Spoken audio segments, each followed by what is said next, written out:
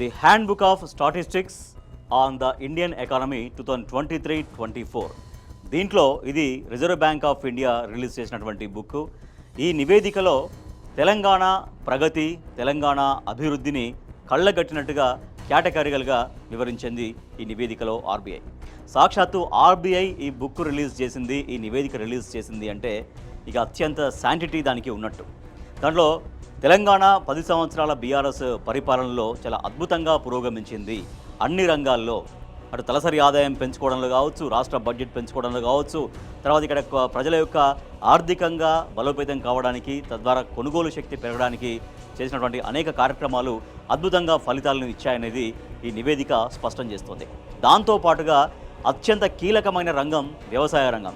So ఆ సాగు రంగం కూడా ఎంత అద్భుతమైన పురోగతి సాధించింది ఆ 10 సంవత్సరాల కాలంలో. ఒకనాడు సాగు ఎట్లా ఉండే, ఆ 9-10 సంవత్సరాల కాలంలో సాగు విస్తీర్ణం ఎట్లా పెరిగింది, పంట విస్తీర్ణం ఎట్లా పెరిగింది, పంట యొక్క ఉత్పత్తి ఎట్లా పెరిగింది, తర్వాత పంటతో వచ్చినటువంటి కొన్ని లక్షల కోట్ల ఆదాయం ఎట్లా వచ్చింది రైతులకి, తర్వాత రైతు బీమా అనే పథకం ఎట్లా అమలైంది, రైతు బంధు ఎట్లా అమలైంది, సమగ్రంగా ఆ నివేదికలో పేర్కొంది ఆర్బీఐ. ఒకసారి మనం డీటెయిల్డ్గా చూద్దాం. సో ఒక ఆర్బీఐ ముద్ర అంటే తెలంగాణ రాష్ట్రంలో వ్యవసాయ రంగం ఎట్లా కొత్త పుంతలు తొక్కింది, వ్యవసాయంలో ఎట్లా లాభాలు ఆర్జించారు రైతులు, ఎంత సౌకర్యవంతంగా వ్యవసాయం చేశారు నాడు కేసీఆర్ పాలనలో అంటూ నివేదిక అద్దం పడుతుంది. రైట్, ఇది రైతు బీమాతో భరోసా. రైతు బీమా అనేది ఏ కారణం చేతనైనా సరే, ఏ కారణం చేతనైనా ఒక రైతు వ్యక్తి మరణిస్తే ఆ కుటుంబానికి కేవలం 10-12 రోజుల్లోనే 5 లక్షల రూపాయల ఆర్థిక భరోసా ప్రభుత్వం అప్పుడు అందించింది. మనం చూస్తున్నాం ప్రతి రైతు కుటుంబానికి, అంటే ఎవరైనా చనిపోతే ఆ రైతు కుటుంబానికి 5 లక్షల పరిహారం అందేలా చేశారు. రైతుల తరపున పాలసీ కోసం 5 ఏళ్లలో ప్రభుత్వం 5,383 కోట్లు చెల్లించింది. ఆ తర్వాత వివిధ కారణాలతో అకాల మరణం పొందిన 1,00,000కు పైగా రైతు కుటుంబాలకు 5,039 కోట్ల పరిహారం అందించింది. అది రైతు బీమా యొక్క గొప్పతనం అంటూ కొనియాడింది ఆర్బీఐ నివేదిక.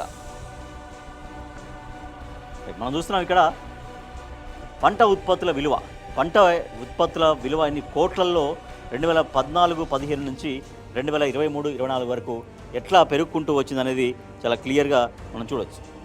సో 2014-15లో 41,706 కోట్ల పంట విలువ పండేది ఇక్కడ.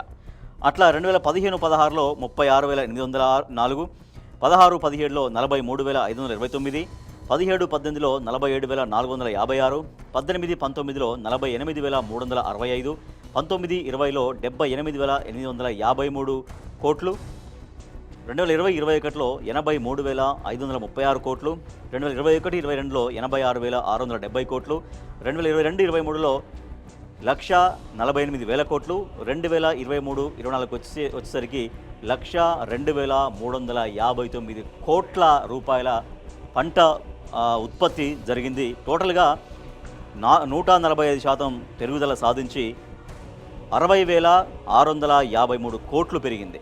సో అది మామూలు పెరుగుదల కాదు. నెక్స్ట్ చూస్తే రైతు ఆత్మహత్యల విషయం తీసుకుంటే, రైతు ఆత్మహత్యలకు ఒకప్పుడు తెలంగాణ ప్రాంతంలో పంటలు సరిగ్గా పండక రైతులు ఆత్మహత్య బాట పట్టేవాళ్ళు. అట్లా ఆత్మహత్యల బాట పట్టకుండా 10 సంవత్సరాల కాలంలో ఆత్మహత్యల్ని బాగా నివారించగలిగారంటూ మనం చూస్తున్నాం. ఉమ్మడి రాష్ట్రంలో తెలంగాణ ప్రాంతంలో నిత్యం రైతు వార్తలు కనిపించేవి. ఓవైపు కరువు కాటకాలు, మరోవైపు ప్రభుత్వాల నిర్లక్ష్యం, ఇంకోవైపు అప్పులు వెరసి రైతులకు పెరుగన్నమయ్యేది. తెలంగాణ ఏర్పడిన తర్వాత కేసీఆర్ చర్యలతో వ్యవసాయం గాడిన పడడంతో రైతు ఆత్మహత్యలు పూర్తిగా తగ్గిపోయాయి.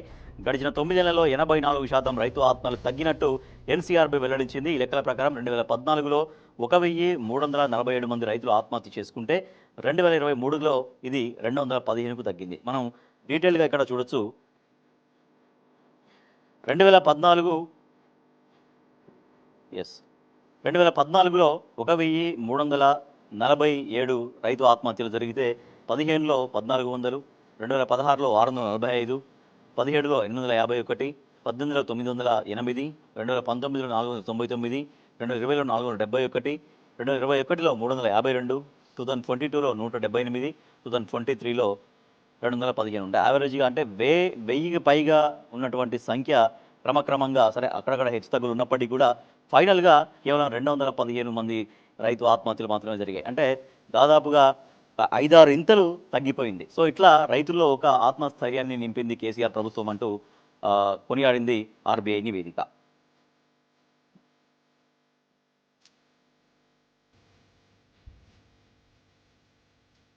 రైట్.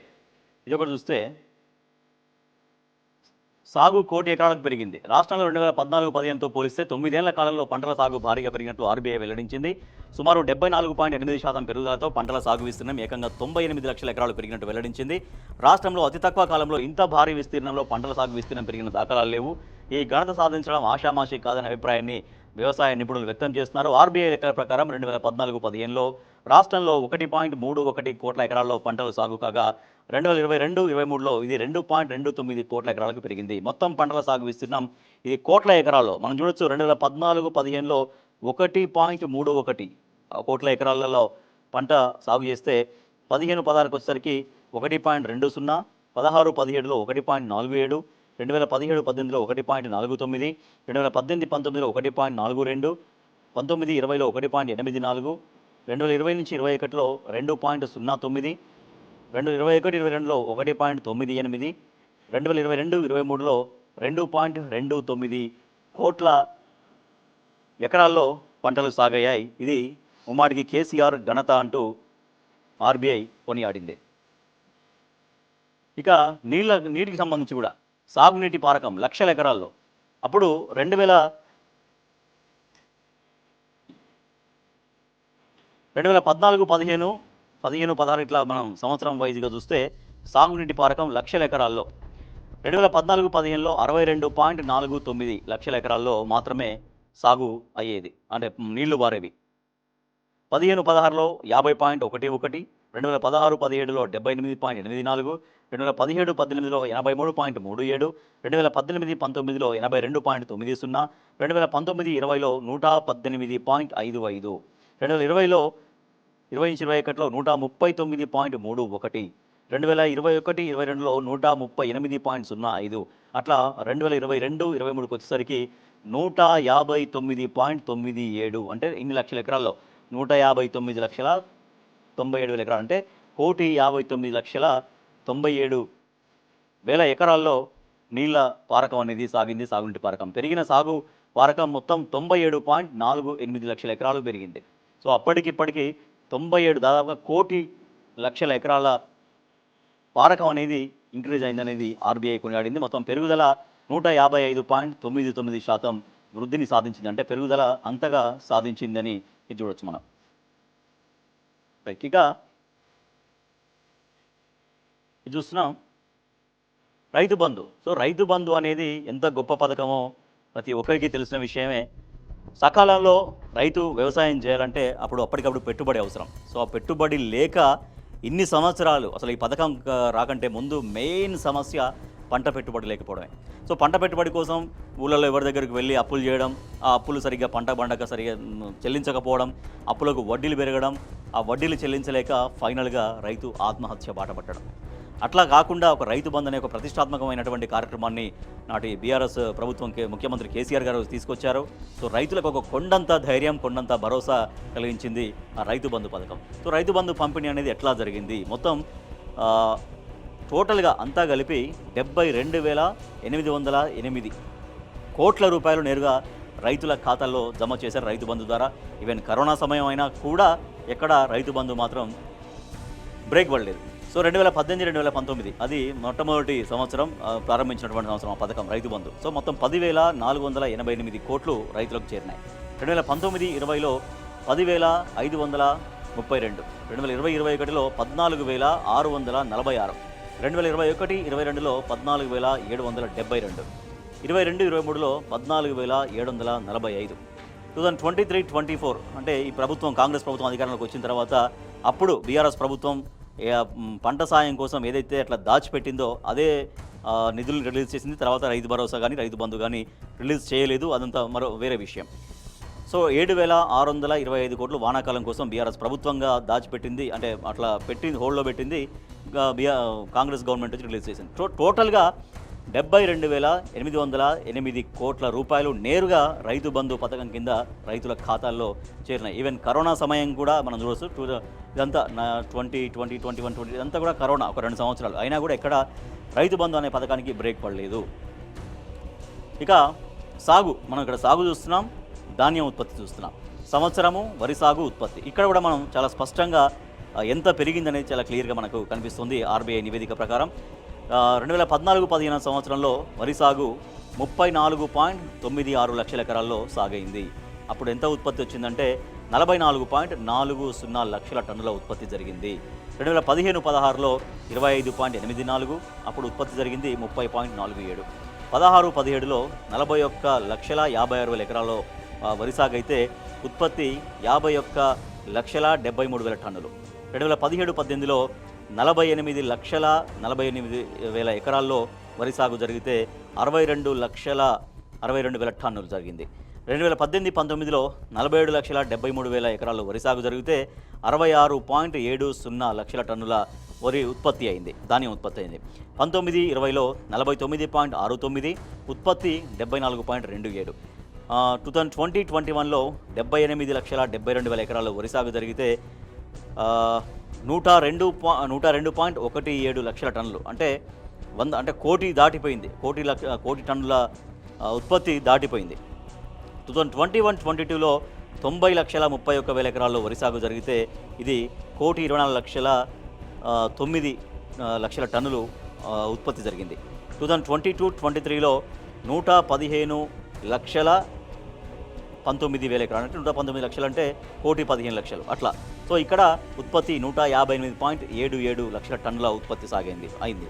2023-24కి వస్తే 115.76, అంటే 1,15,76,000 ఎకరాల్లో వరి సాగు జరిగితే 1,68,74,000 టన్నుల ధాన్యం ఉత్పత్తి జరిగింది. మొత్తం పెరిగింది ఎంత అంటే 124.34 లక్షల టన్నులు, అంటే 1,24,34,000 టన్నులు పెరిగింది. సాగు విస్తీర్ణం 231% పెరిగింది, ఉత్పత్తి 280% పెరిగింది. ఇది ఆర్బీఐ నివేదికలో పొందుపరచబడ్డటువంటి అంశం.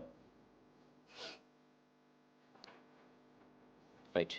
ఇంకొకటి చూస్తే 185% పెరిగిన పంటల ఉత్పత్తి, ఆహార పంటల ఉత్పత్తి లక్షల టన్నులు. మనం చూడొచ్చు ఇక్కడ 2014-15లో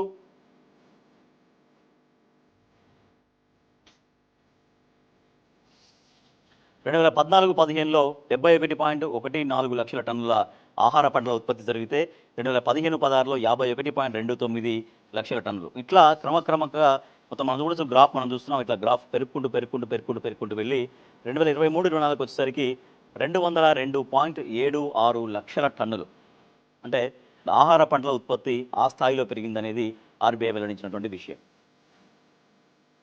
రైట్. ఇక్కడ మనం చూడొచ్చు ఇక మొత్తం 29,000 కోట్ల రుణాల మాఫీ జరిగింది అప్పుడు రైతులకు అంటూ. తొలి విడత ప్రభుత్వంలో 2014-2018 వరకు 35.32 లక్షల రైతులకు 16,144 కోట్ల పంట రుణాలని మాఫీ చేసింది. రెండోసారి 23 లక్షల మంది రైతులకు 13,000 కోట్ల రుణాలను మాఫీ చేసింది. 2014 నుంచి 2023 వరకు 58.29 లక్షల మందికి 29,144 కోట్ల రుణాలని కేసీఆర్ సర్కార్ మాఫీ చేసింది. ఇక ఉచిత విద్యుత్ 75,000 కోట్లు. సీఎం కేసీఆర్ తన చాతుర్యంతో రాష్ట్రాన్ని, రైతులను విద్యుత్ సంక్షోభం నుంచి గట్టెక్కించారు. వ్యవసాయానికి 24 అవర్స్ కరెంటుతో పాటుగా ఉచితమైన నాణ్యమైన విద్యుత్ అందిస్తున్న ఏకైక రాష్ట్రం తెలంగాణ మాత్రమే. వ్యవసాయానికి ఉచిత విద్యుత్ కోసం 9 నెలల్లో సుమారు 75,000 కోట్లు రాష్ట్ర ప్రభుత్వం అప్పుడు ఖర్చు చేసింది. ఎరువుల కరువు తీరింది. ఉమ్మడి రాష్ట్రంలో ఎరువుల కోసం రైతులు లాఠీ దెబ్బలు తినాల్సి వచ్చేది. కానీ తెలంగాణలో ఎరువులకు కొదవ లేకుండా రాష్ట్ర ప్రభుత్వం సకాలంలో అందించింది. రైతు వేదికలు, అసంఘటితంగా ఉన్న రైతులను ఏకం చేసేందుకు దేశంలో ఎక్కడ లేని విధంగా రైతు వేదికలు నిర్మించింది తెలంగాణ రాష్ట్ర ప్రభుత్వం కేసీఆర్ హయాంలో. గోదాముల సామర్థ్యం రెట్టింపు, అంటే పండించిన పంటను స్టోర్ చేయడం కోసం కూడా గోదాముల సామర్థ్యాన్ని కూడా పెంచింది రాష్ట్ర ప్రభుత్వం ఆనాడు బీఆర్ఎస్ గవర్నమెంట్ హయాంలో అనేది ఇది స్వయంగా ఆర్బీఐ నివేదికలో వెల్లడి కాబడ్డటువంటి అంశం. సో ఇట్లా తెలంగాణ అనేది బీఆర్ఎస్ ప్రభుత్వ హయాంలో 10 సంవత్సరాల కాలంలో ఒక అనూహ్యమైనటువంటి ప్రగతి సాధించింది. అది తలసరి ఆదాయం విషయంలో కావచ్చు, రాష్ట్ర బడ్జెట్ విషయంలో కావచ్చు, ప్రజల కొనుగోలు శక్తిని పెంచడంలో కావచ్చు, జీఎస్డిపి విషయంలో కావచ్చు, జీఎస్టీ వసూళ్లలో కావచ్చు. అట్లాగే వ్యవసాయ రంగం చాలా మరింతగా వర్ధిల్లింది, బలోపేతమైంది. సాగు విస్తీర్ణం పెరిగింది, పంట విస్తీర్ణం పెరిగింది, పంట లాభం పెరిగింది. అట్లా ఒక అన్నపూర్ణగా తెలంగాణ విలసిల్లింది, వర్ధిల్లింది అని స్వయంగా ఆర్బీఐ ఇచ్చినటువంటి నివేదికలో తేట తెల్లమైనటువంటి వాస్తవం.